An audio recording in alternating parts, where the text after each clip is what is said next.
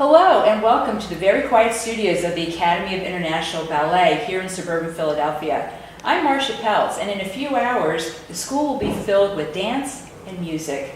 Music and dance. You really can't think of ballet without the memorable melodies of Swan Lake or the Nutcracker. So today I'm very excited to share some big news in the world of ballet here in Philadelphia.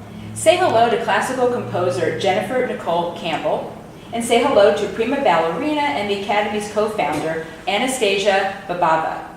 Jennifer, congratulations, because you've just been named composer in residence here at the Academy of International Ballet.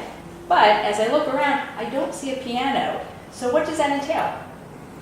Well, I'm really looking forward to working with the Academy of International Ballet, and for me it's really exciting that we just already collaborated back at our February 12th concert, which took place at Newman University.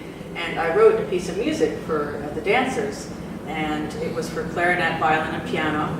And it turned out so well that Anastasia invited me to become their composer in residence. So over the next year, I'll be writing music for the dance school and dance company. And we have a very flexible relationship collaboration right now. So I'll be writing various pieces for their showcase coming up in June, on June 11th. And we'll be doing some other projects we're very excited about. And it's really amazing to see music be brought to life in a tangible way through dance. It's really something that's quite unusual and unique in the classical music world. So I'm really looking forward to this. Terrific. Anastasia, now you've worked with Jennifer already with Butterfly Whispers. Can you tell me what was your impression, or were you hesitant about collaborating with this young composer? Well, when the opportunity came along, everybody knows how much dance and music leaving the impact in people's life, and especially young children, young audience. So when you're putting these two powerful arts together, so I think it's just a priceless experience for the audience. So of course, when the opportunity came along, we couldn't miss it at all. It would be so foolish to say no to this opportunity. The experience was so wonderful. I didn't create the piece. My husband, Anastasia, was a choreographer for this piece. I was actually in the audience, experiencing as a regular audience member. That was absolutely magical piece. And when I looked around, there was a lot of young children in the audience, and you should see the look on their faces. I would have loved to have seen that. So Jennifer, you're going to be composing for children, so I have to ask you, when you were a little girl, did you ever take dance lessons? I actually did, yeah. I took ballet for about 7 years, so that's very much, I think, in my cultural upbringing that really I have this appreciation for dance that others might not, that weren't trained in ballet. So. And in the same question, Anastasia, I know you trained for years and years with the Bolshoi, but did you ever get near a piano? Absolutely, yes. It's built in our curriculum, school curriculum. We're all taking twice a week piano lessons, because music and dance always together. So you have to appreciate the music. Of course, you need to know the details, I guess. Yeah. So classical music, classical dance, you have an appreciation for each other. So I have to ask, like the question, the chicken and the egg, Jennifer, what comes first? Does the music come first, or does the dance come first? Well, in this case, the music comes first. But that being said, it's a very different creative process for me as a composer, instead of just writing a piece that's just going to be performed musically. So when I was composing the piece, I was definitely thinking in my mind, how is this going to work on the stage? How might this be for the choreographer? So I constantly had in my mind, is this going to work? Is this a gesture? And I think one of the things that's really similar between dance and music is that with music, you can hear the gesture through sound, but that gesture comes to life in music. And so I kept thinking that in the back of my mind when I was composing, and they did such a wonderful job with it. It was just pure magic for me as a composer to see it. I remember for the first time seeing Butterfly Whispers. It was just incredible. Wow. Anastasia, your students are so used to practicing for months and months and months to get the precise moves of the Nutcracker each fall. So having Jennifer create original music is going to be a different kind of treat for your young dancers. Tell us how your students will learn a neoclassical ballet that's never been done before. Well, process is not easy sometimes, but because they're being trained, they have really good training and they have experience. And it's, I guess, it's a communication, it's a chemistry between musician, choreographer, and the dancer is very important. So that's what I really want for our students to experience the real atmosphere, how it is in the real world. So the live music and choreographer and dancers. So it's all three combined together. We're creating the piece. So I don't think they're gonna have a problem. And the Butterfly Whispers was created in actually a few weeks. It's amazing. Well, you're both right now. It's we can tell the audience that we're now doing this in March, and you're working towards the June 11th showcase that will be held at the Westtown School. I know it's early, but can you give us any hints or something that we might be able to see or hear? What are you thinking about? Well, I think definitely early on in the creative process, I think about instrumentation. You know, inspiration is so fleeting. You know, you never know when it's going to come, if it's 3 a.m. at night or early in the morning. So I guess watching the dancers really inspires me. So I'm hoping to maybe visit the studio and to watch them. And I'm sure I'll have ideas that pop in my head and just working through those and, you know, try to cultivate those ideas and work towards that goal, that project. Now, I'm told that having a composer in residence is quite rare for a ballet company, and having one for a ballet school is unheard of. In fact, someone said there's something like 5,000 ballet schools in the country, and you are the only one that has this special arrangement. So what kind of buzz are you hearing, Anastasia, from your students, and Jennifer from your classmates at the Peabody Conservatory? What are they saying?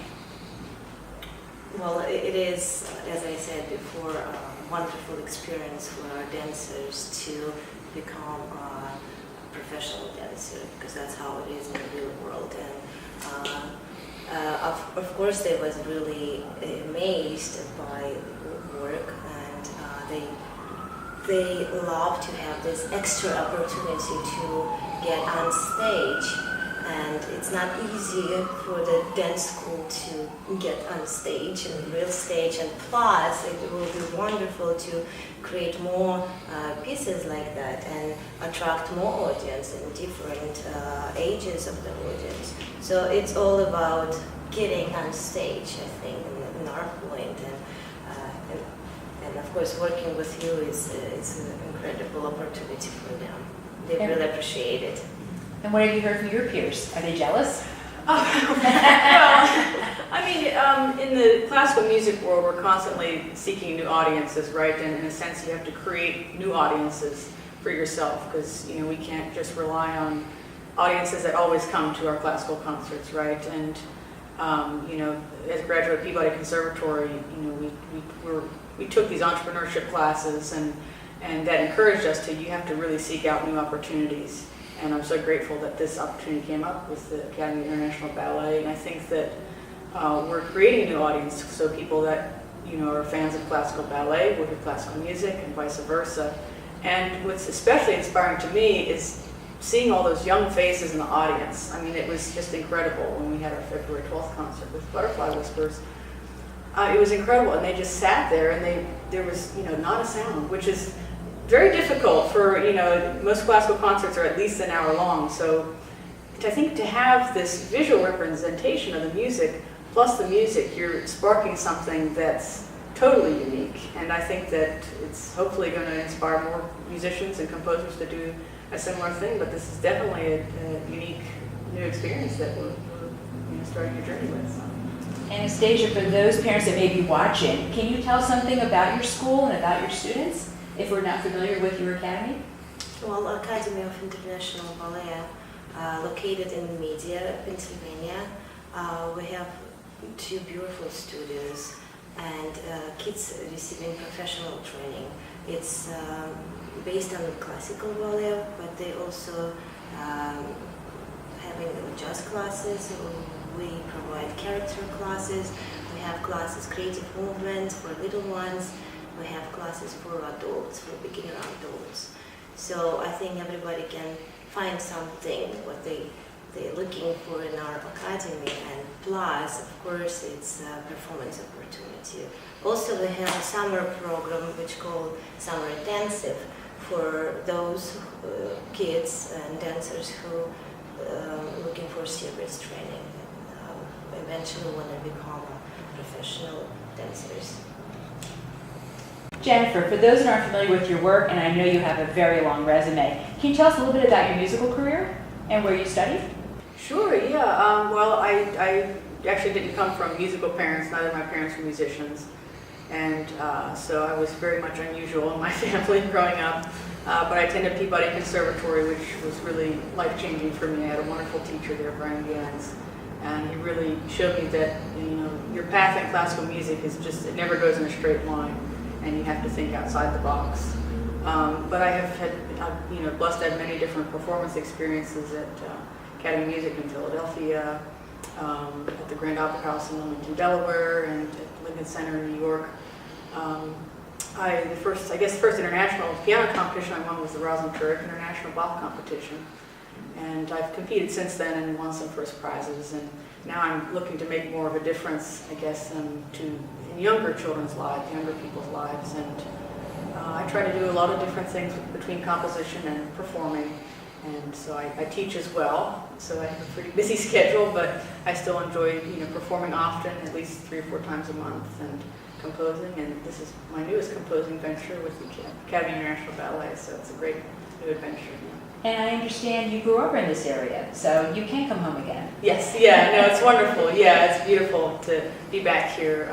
After living in Baltimore, I enjoyed it, but I'm very much more at home where there's trees and grass and inspiration. So. I have to tell you both, as I entered the school, I saw beautiful artworks on the wall of various ballet scenes. And I understand that last year you partnered with the Mainline Art Center in Haverford along the main line, and you brought in paintings by local artists to your dance studios for your students to see. To me, it was a merger of the visual arts with the performing arts, and now you're doing it again with original classical music. What a treat for all of us here in the Philadelphia area. Ladies, I wish you both such joy in the coming months as you work together to inspire all of us with your exquisite classical music and ballet. Please keep us posted on Facebook, because we'll be looking to see where we can see you and where we can hear you. Thanks for watching.